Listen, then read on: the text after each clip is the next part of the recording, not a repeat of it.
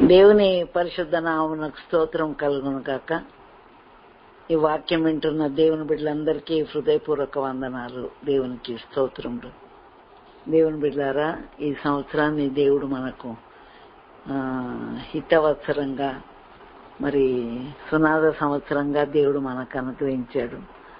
ఈ సునాద సంవత్సరంలో, ఈ యొక్క హితవత్సరంలో కోల్పోయినదంతా తిరిగి పొందుకోవడానికి, తిరిగి అంతేకాకుండా ప్రభు కొరకు విస్తరించడానికి, అభివృద్ధి చెందడానికి, ప్రభు కొరకు వాడబడ్డానికి ప్రభు మంచి అవకాశాన్ని మనకిచ్చాడు. మన దేవుడు చూచుతున్న దేవుడు సమాధానకర్త గనక, చూచుతున్న దేవుడైన మన ప్రభువు మనకు సమాధానం అనుగ్రహించి గొప్పగా ఆశీర్వదించును కాక. ఈరోజు ధ్యానం కొరకు 2 కొరింథీ పత్రిక 9వ అధ్యాయము 8వ వచనం నుండి 15వ వచనం వరకు చదువుతానండి. మరియు అన్నిటి యందు ఎల్లప్పుడూ మీలో మీరు సర్వ సమృద్ధి గలవారై ఉత్తమమైన ప్రతి కార్యము చేయుటకు దేవుడు మీ ఎడల సమస్త విధములైన కృపను విస్తరింపజేయగలడు. ఇందు విషయమై అతడు వెదజల్లి దరిద్రులకిచ్చెను, అతని నీతి నిరంతరం నిలుచును అని వ్రాయబడి ఉన్నది. విత్తువానికి విత్తనమును, తినుటకు ఆహారమును దయచేయి దేవుడు మీకు విత్తనము దయచేసి విస్తరింపచేసి మీరు ప్రతి విషయంలో పూర్ణ ఔదార్యం గలవారగునట్లు మీ నీతి ఫలంలో వృద్ధి పొందించును. ఇట్టి ఔదార్యం వలన మా ద్వారా దేవునికి కృతజ్ఞతాస్తుతులు చెల్లింపబడును. ఏలైనగా ఈ సేవను గురించిన పరిచర్య పరిశుద్ధుల అక్కర్లకు సహాయం కలుగజేయటం మాత్రమే కాకుండా అనేకులు దేవునికి చెల్లించు కృతజ్ఞతాస్తుతుల మూలముగా విస్తరించుతున్నది. ఏలైనగా క్రీస్తు సువార్తను అంగీకరించమని ఒప్పుకొనుటయందు మీరు విధేయతలైనందు చేతను వారి విషయమును అందరి విషయమును ఇంత ఔదార్యంగా ధర్మము చేసి నందు చేతను ఈ పరిచర్య మూలముగా మీ యోగ్యత కనబడినందున వారు దేవుని మహిమపరుచున్నారు. మరియు మీ ఎడల దేవుడు కనపరిచిన అత్యధికమైన కృపను చూచి మీరు మీ నిమిత్తమై ప్రార్థన చేయుచు మిమ్మల్ని చూడవలనని ఎక్కువ కోరిక గలవారై ఉన్నారు. చెప్పశక్యంగాని ఆయన వరమును గూర్చి దేవునికి స్తోత్రము. Praise the Lord. ఈ వాక్య భాగాన్ని మనం ధ్యానించుకుందామండి. దేవునికి స్తోత్రం కలుగును గాక. అపోస్తలుడైన పౌలు కొరింథీ సంఘానికి ఉత్తరం రాసేటప్పుడు అన్నిటి యందు ఎల్లప్పుడూ మీలో మీరు సర్వ సమృద్ధి గలవారై ఉత్తమమైన ప్రతి సత్కార్యం గురించి దేవుడు మన ఎడల సమస్త విధములైన కృపను విస్తరింపజేసినట్టుగా మరి మనం కూడా ఆ విధంగా జీవించాలని ప్రభు కోరుతూ ఉన్నాడు. దేవుని బిడ్డలారా, అన్నిటి యందు ఎల్లప్పుడూ మీలో మీరు సర్వ సమృద్ధి గలవారై, సర్వ సమృద్ధి కలిగి ఉండాలని ఎంత ఆశ అపేక్ష ప్రతి ఒక్కరి వ్యక్తిగత జీవితంలో కానీ కుటుంబ జీవితంలో కానీ ఏ విషయంలో కూడా కొరత కలిగి ఉండడము ఇష్టం లేక సర్వ సమృద్ధి గలవారై ఉండాలని మరి కోరిక కలిగి ప్రతి ఒక్కరు జీవిస్తూ ఉంటారు. అయితే మన ప్రభువు మన అందరికంటే ముందే ఆయన తన కృపను మన ఎడల విస్తరింపచేసి మనము అన్నిటి విషయంలో ఎల్లప్పుడూ సర్వ సమృద్ధి గలవారమై ఉండాలని, ప్రతి సత్కార్యం విషయంలో సమస్త విధమైన కృపను విస్తరింపజేయాలని మన నుండి ప్రభు కోరుతూ ఉన్నాడు. దేవుని బిడ్డలారా, దేవుడు కోరుతున్నాడు అనంటే ముందే దేవుడు ఆ విషయం జరిగిస్తేనే మన నుండి కోరుతాడు. ఉదాహరణకి ఏదైనా ప్రభు మనకు చెప్తున్నాడంటే దానికంటే ముందు ఆయన చేసి చూపిస్తాడు. అంటే ఏ విధంగా అంటే ఎదుటివారిని ప్రేమించమని చెప్పిన ప్రభు అందరికంటే ముందు ఆయనే మనల్ని ప్రేమించి మన కొరకు ప్రాణం పెట్టినంతగా ప్రేమించాడు. ఆ విధంగా అందరినీ క్షమించమని ప్రభువు నేర్పించిన విషయంలో తాను క్షమించి చూపించాడు. ఆ విధంగా పూర్ణ ఔదార్యం గలవారమై మనం ఉండాలని ప్రభు చెప్తున్న దానికి ముందే ఆయన ఔదార్యం కలిగిన దేవుడై ఉంటున్నాడు. అంతేకాకుండా వెదజల్లి అభివృద్ధి పొందువారు కలరు, తగిన దానికన్నా తక్కువ ఇచ్చి లేమికి వచ్చువారు కలరు అని సామెతల గ్రంథంలో రాయబడి ఉంది. అయితే అతడు వెదజల్లి దరిద్రులకు ఇచ్చాను. ప్రభు అయిన యేసుక్రీస్తు తన జీవిత కాలం అంతా ఇవ్వడమే. తండ్రి అయిన దేవుడు తన సొంత కుమారుణ్ణి ఇచ్చాడు. సొంత కుమారుడు తన ప్రాణాన్ని ఇచ్చాడు. తన ప్రాణాన్ని ఇచ్చి మరి మన కొరకు తన ప్రాణాన్ని ధారపోసి తన ప్రాణమును అర్పించి మనకు విడుదల ఇచ్చిన దేవుడు. ఆయనను పోలి మనం జీవించాలని ప్రభు యొక్క ఉద్దేశం. దేవునికి స్తోత్రం. దేవుని బిడ్డలారా, వెదజల్లి దరిద్రులకు ఇచ్చాను. ఆయన ధనవంతుడై ఉండి కూడా మనలను ఉన్నతమైన స్థితికి తీసుకొని రావడానికి మన నిమిత్తం ఆయన దరిద్రుడాయను అని వాక్యంలో వ్రాయబడి ఉంది. దేవునికి స్తోత్రములు. మనలాను ధనవంతులుగా చేయను, దరిద్రుడాయేను మన ప్రభు. ఈ చదవబడిన వాక్య భాగంలో 8వ అధ్యాయం గురించి 8వ అధ్యాయం నుండి కూడా ఒకటే టాపిక్ ప్రభు చెప్తూ ఉన్నాడు. మీరు ఒకసారి చూసినట్లయితే నేను ఇప్పుడు చెప్పిన వాక్యము 8వ అధ్యాయం 9వ వచనంలో చదువుతున్నా. మీరు మన ప్రభు అయిన యేసుక్రీస్తు కృపను ఎరుగుదురు కదా, ఆయన ధనవంతుడై ఉండి మీరు తన దారిద్ర్యం వలన ధనవంతులు కావాలని మీ నిమిత్తము దరిద్రుడు ఆయన. దీనికి ఒక చిన్న ఉపమానం చెప్తా. అంటే అందరికీ అర్థం కావాలని ఆ ఉపమానం చెప్తున్నా. ఒకసారి ఒకరి సాక్ష్యము యూట్యూబ్లో ఇచ్చారు. అయితే ఆయన సాక్ష్యంలో ఏంటంటే తల్లిదండ్రులు ఆయనకు ఫీజు కట్టడానికి డబ్బులు లేక మరి వారికి ఉన్న గేదెను అమ్మాల్సి వచ్చిందట. గేదెను అమ్మిన తర్వాత బయట నుండి పాలు కొనుక్కొస్తుంటే అప్పుడు ఈయన చూసి అడిగిండట, మనకే గేదెలు ఉన్నాయి కదా, నువ్వు బయట నుండి పాలు కొనుక్కొస్తున్నావు ఏంటంటే, నీ ఫీజు కట్టడానికి డబ్బులు లేక అది అమ్మేసిన బిడ్డ అని చెప్పిండ్రట. అంటే నా కుమారుడు ఉన్నతమైన విద్యను అభ్యసిస్తే ఆయన పైకి వస్తే ఆయన ద్వారా మేమందరం కూడా సంతోషపడతామనేది తల్లిదండ్రుల యొక్క ఉద్దేశం.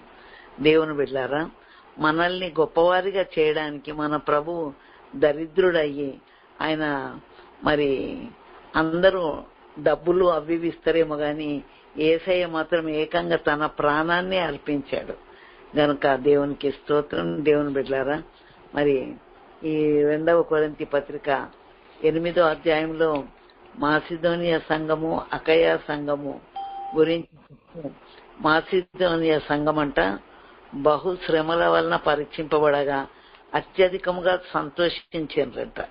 అంతేకాదు, మరియు వారు నిరుపేదలైనను వారి దాతృత్వము బహుగా విస్తరించెను.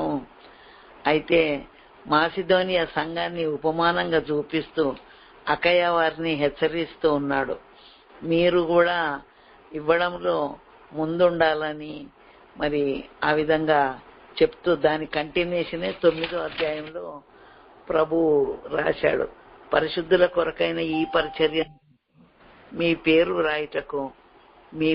రాయుటకు నాకు అగత్యం లేదు, మీ మనసు సిద్ధమై ఉన్నదని నేను ఎరుగుదును అని చెప్తూ, ఒకవేళ మీరు సిద్ధపడి లేకపోతే మాసిదోనియా వారు ఎవరైనా నాతో వచ్చినట్లయితే మిమ్మల్ని సిద్ధపడి ఉండకపోవడం చూసి సిగ్గుపడాల్సి వస్తుందేమో అని 4వ వచనం 9వ అధ్యాయం 4వ వచనంలో రాస్తున్నా. మీరు పడని ఎడల ఒకవేళ మాసిదోనియా వారు ఎవరైనాను నాతో కూడా వచ్చి మీరు సిద్ధంగా ఉండకపోవట చూచిన ఎడల ఈ నమ్మిక కలిగి ఉన్నందుకు మేము సిగ్గుపరచబడదుము, మీరును సిగ్గుపరచబడదురని ఇక చెప్పనేలా. దేవుని బిడ్డలారా, అన్ని అపోస్తలుడైన పౌలు సంఘానికి హెచ్చరిస్తూ ఒక్కొక్క అధ్యాయము వ్యాజ్యాల గురించి ఒక అధ్యాయము, విగ్రహాలకు బలిచ్చిన దాని గురించి ఒక అధ్యాయము, వివాహాల గురించి ఒక అధ్యాయము, పరిశుద్ధుల కొరకు చేయాల్సిన పరిచర్య అవసరత తీర్చడం కొరకు మనం ఏం చేయాలా అనే దాని గురించి ఒక అధ్యాయము, ఈ విధంగా ఒక్కొక్క అధ్యాయాన్ని రాసి పెట్టాడు. మరి ఈ యొక్క 9వ అధ్యాయంలో ఇదిగో మీరు అన్నిటి మీలో మీరు సర్వ సమృద్ధి గలవారై ఉండి ఉత్తమమైన ప్రతి కార్యము చేయడానికి మీ ఎడల సమస్త విధమైన కృపను విస్తరింపచేయగలడు. ఇందు విషయమై అతడు వెదజల్లి దరిద్రులకు ఇచ్చెను, అతని నీతి నిరంతరం నిలుచును. దేవుని బిడ్డలారా, మరి దేవుని వాక్యము మనకు అన్ని నేర్పించినట్టుగానే ఈ ఇవ్వడం గురించి కూడా ఈ అధ్యాయంలో నేర్పించాడు. అంతేకాకుండా ఇదిగో మీలో మీరు సర్వ సమృద్ధి గలవారై ఉండి ఉత్తమమైన ప్రతి సత్కార్యం చేయాలా, వెదజల్లి దరిద్రులకిస్తే మన నీతి నిరంతరం నిలుస్తుంది అని హెచ్చరిస్తూ ఉన్నాడు. అంతేకాదు, దేవుడు విత్తువానికి విత్తనమును తినుటకు ఆహారమును దయచేసే దేవుడు మరి విత్తనమును దయచేసి విస్తరింపజేయగలడు. విత్తనం వేసేది మనము కొన్ని వేస్తామేమో గాని దానికి ఎన్నో రెట్లు ఫలాన్ని దేవుడు మనకు అనుగ్రహిస్తాడు. గనక దేవునికి స్తోత్రం. మీ నీతి ఫలములు వృద్ధి పొందించును, ఇట్టి ఔదార్యం వలన మా ద్వారా దేవునికి కృతజ్ఞతాస్తుతులు చెల్లింపబడును అని చెప్తూ, ఈ పరిచర్య పరిశుద్ధుల అక్కరలకు సహాయం చేయడం మాత్రమే కాదు, ఎల్లప్పుడూ కృతజ్ఞతాస్తుతులు చెల్లించడం ద్వారా విస్తరిస్తుంది. అంటే ఒక పరిచర్యలో మరి ఔదార్యం కలిగి ప్రవర్తించడం ద్వారా, అనేకుల అవసరతలు తీర్చడం ద్వారా ఏ విధంగా విస్తరిస్తుందో ఆ విధంగా కృతజ్ఞత హృదయం కలిగి ఉండడం ద్వారా కూడా విస్తరిస్తుంది అని ప్రభు చెప్తూ ఉన్నాడు. గనక దేవునికి స్తోత్రం. దేవుని బిడ్డలారా, ఈ వాక్యానికి మనం విధేయులమై ఉండాలి.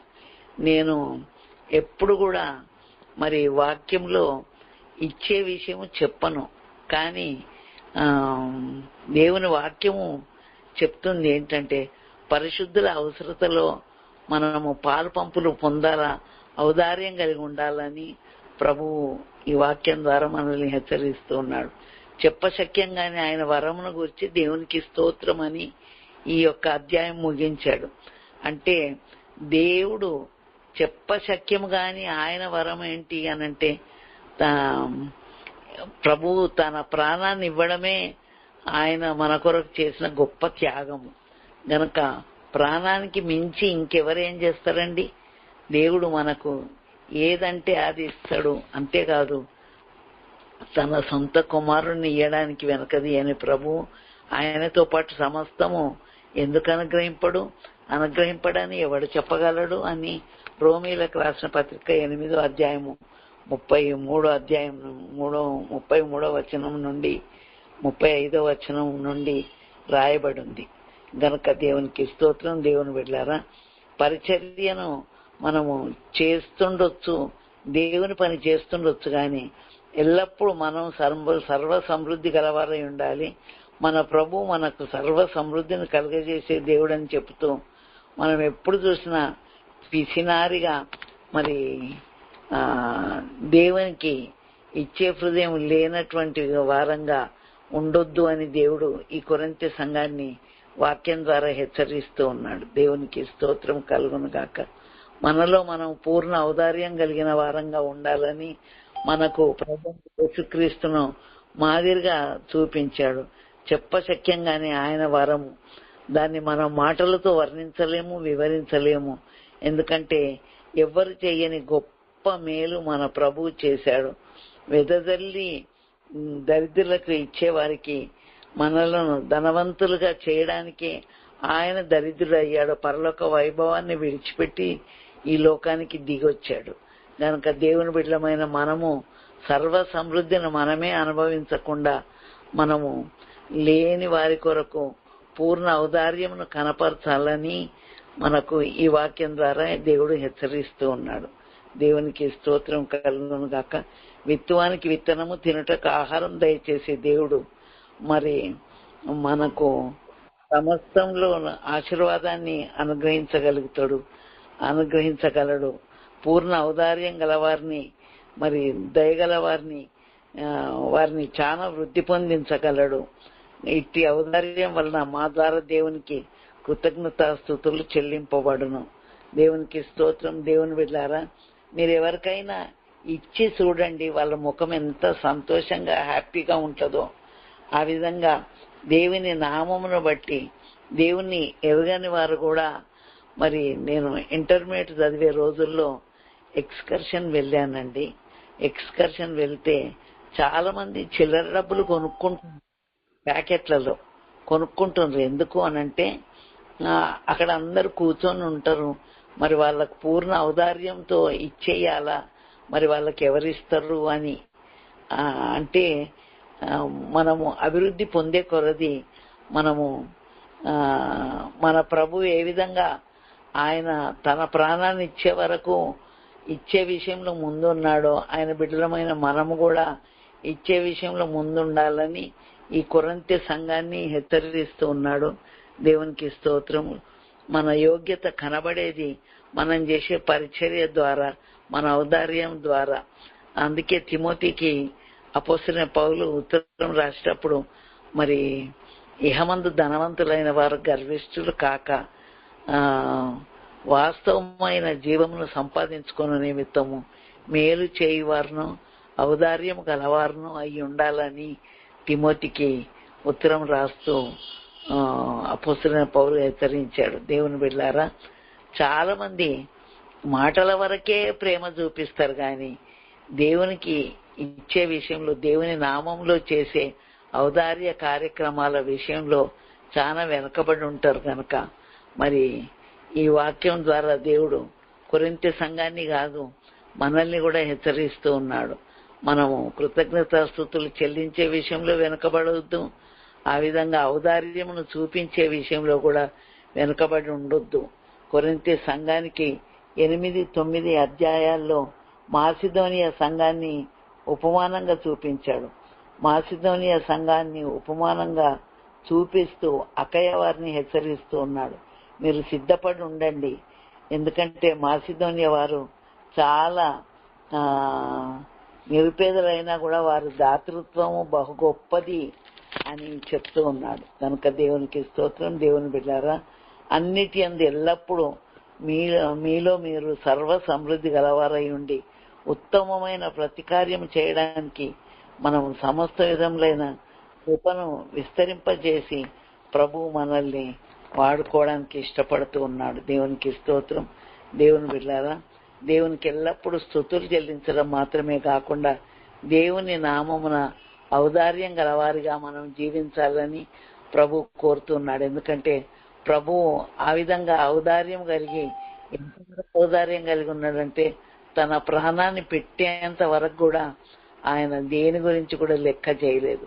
మనలను ధనవంతులుగా చేయడానికి ఆయన దరిద్రుడయ్యాడు, మనల్ని నీతిమంతులుగా చేయడానికి మన పాపమును ఆయన భరించాడు. ఆయన పాపము చేయలేదు, కానీ మన కొరకు శాపగ్రాహి అయి పాపిగా చేయబడ్డాడు. దేవునికి స్తోత్రం. దేవుని బిడ్డారా, మన ప్రభు అయిన యేసుక్రీస్తు పాపము చేయలేదు, ఆయన నీతిమంతుడై ఉండి కూడా మనల్ని నీతిమంతులుగా చేయడానికి మన శిక్షను ఆయన మీద వేసుకొని ఆయన భరించాడు. కనుక ఆయన బిడ్డలమైన మనము కృతజ్ఞతాస్తుతులు చెల్లించే విషయంలో వెనుకబడి ఉండొద్దు. ఔదార్యం విషయంలో కూడా మనము సర్వ సమృద్ధి గలవారమై ఉండి అంతా నాకే కావాలన్నట్టుగా బ్రతకకుండా ఎదుటివారి విషయంలో దాతృత్వం కలిగి ఉండాలని కొరింథీ సంఘాన్ని హెచ్చరించినట్టుగా ఈరోజు మనల్ని హెచ్చరిస్తూ ఉన్నాడు. కనుక దేవుని విషయంలో మనము విస్తరించాలి అనంటే వెదజల్లాలి. వెదజల్లినప్పుడు మాత్రమే విస్తరిస్తాం. ఒక జామ చెట్టు ఉందంటే ఒకటే జామ చెట్టు కాయలు మనం తింటాం. 10 జామ చెట్లు ఉన్నాయంటే 10 జామ చెట్ల కాయలు వచ్చేస్తాయి. ఆ విధంగా మరి కొంతమంది తోటలు పెట్టుకుంటారు. ఆ తోటలకు వంకాయ తోట వేసినారు అనుకోండి, బెండకాయ తోట వేసినారు అనుకోండి, ఓ బస్తాలు బస్తాలు గంపలు గంపలు నింపుతారు. నింపి అవన్నీ తీసుకొచ్చి మార్కెట్లో అమ్మేస్తారు. అంటే ఒకవేళ ఒకటే చెట్టు ఉంటే ఆ ఇంటి మందం వస్తాయేమో, కానీ మరి ఈ మార్కెట్లో తెచ్చి అమ్మే అంత ఎక్కువ పంట వచ్చింది అనంటే వాళ్ళు విస్తారంగా విత్తిండ్రు కనుకనే విస్తారంగా కోసుకున్నారు. దేవుని బిడ్డలమైన మనము విస్తారంగా విత్తి విస్తారంగా కోసుకోవాలని ప్రభు మనకు ఈ ఉపమానం చెప్తూ ఉన్నాడు. దేవుని బిడ్డలారా, మన ప్రభు మనకు పూర్ణ ఔదార్యం గలవానిగా ఏ విధంగా ఉన్నాడో మనం కూడా పూర్ణ ఔదార్యం కలిగి ఎల్లప్పుడూ కృతజ్ఞతాస్తుతులు చెల్లిస్తూ ఉండాలని ప్రభు మనకు హెచ్చరిస్తూ ఉన్నాడు. ఏలైనగా ఈ సేవను గురించిన పరిచర్య పరిశుద్ధుల అక్కర్లకు సహాయం చేయుట కలుగజేయుట మాత్రమే కాకుండా అనేకులు దేవునికి చెల్లించు కృతజ్ఞతాస్తుతుల మూలముగా విస్తరించుచున్నది. దేవునికి స్తోత్రం. దేవుని బిడ్డలారా, యెరూషలేములో ఉన్న పరిశుద్ధులకు వారికి ఎంతో అవసరత ఉంది. అయితే వారి అవసరతలు తీర్చడానికి వీళ్ళందరూ పోగు చేసి అక్కడికి పంపించినట్టుగా వాక్యంలో రాయబడి ఉంది. గనుక దేవునికి స్తోత్రం. దేవుని బిడ్డలమైన మనము దాతృత్వము కలిగి ఉండడము, కృతజ్ఞత కలిగి ఉండడము, ఇది ప్రభువు మన నుండి కోరుతున్నాడు. కృతజ్ఞత కలిగిన వారంగా, దాతృత్వం కలిగిన వారంగా, అనేకులకు అక్కర్లో సహాయపడే వారంగా మనం ఉండాలని ప్రభువు హెచ్చరిస్తున్న ఈ మాటను లక్ష్య పెట్టి దాని కొరకు మనం జీవించడానికి దేవుడు తన కృప మెండుగా మనందరికీ దయచేయునుగాక. ఆమేన్. ఒక వాగ్దాన వాక్యం చదువుతానండి.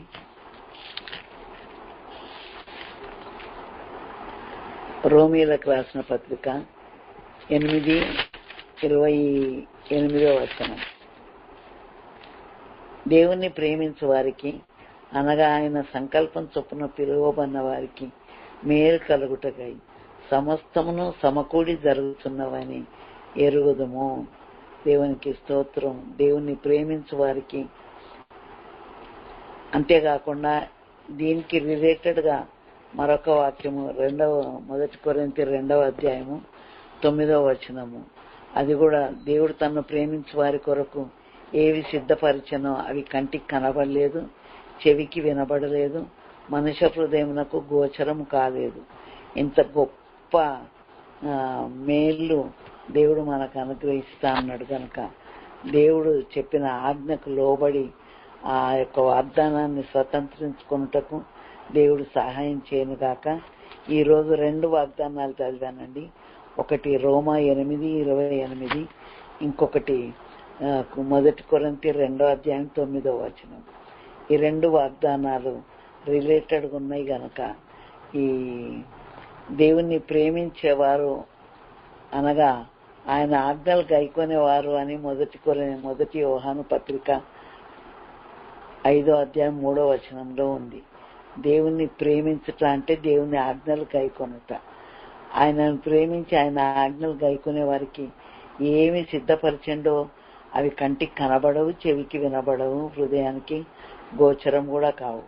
అంతేకాదు దేవుని ప్రేమించే వారికి, ఆయన సంకల్పం చొప్పున పిలువబడిన వారికి మేలు కలగడానికి సమస్తము సమకూర్చి జరిగించే దేవుడు. ఈ 2 వాగ్దానాలు ఈరోజు మనకు దేవుడు దయచేసి ఉన్నాడు. గనక ఇవ్వడంలో అమ్మా నాదంతా పోతుంది అని ఆ విధంగా అనుకోకుండా ఎంత వెదజల్లుతామో అంతగా ఆశీర్వదింపబడతామని ప్రభువు ఈరోజు మాట్లాడుతూ ఉన్నాడు. కనుక మనం విస్తరించాలి అనంటే ఒకటి కృతజ్ఞతాస్తుతులు చెల్లించాలా, రెండవది పూర్ణ ఔదార్యం కలిగిన వారముగా ఉండాలా. ఈ మాటలతో నా మాట ముగిస్తున్నాను. దేవుడు మనందరినీ దీవించును గాక. ప్రార్థన చేసుకుందాం. ప్రభువా నాయన పరిశుద్ధుడా, ప్రేమ స్వరూపిణి, పరిశుద్ధ పాదాలకు వందనాలు. కొరింథీ సంఘానికి అపోస్తలుడైన పౌలు ఉత్తరం రాస్తూ ఉన్నాడు.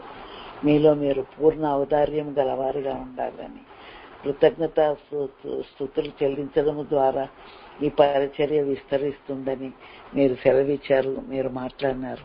కనుక మీరు మాతో మాట్లాడిన 2 విషయాల్లో ప్రభువా పూర్ణ ఔదార్యం గలవారంగా ఉండడానికి, ఎల్లప్పుడూ కృతజ్ఞతాస్తుతులు చెల్లించడానికి నీ కృప మాకు దయచేయండి ప్రభువా.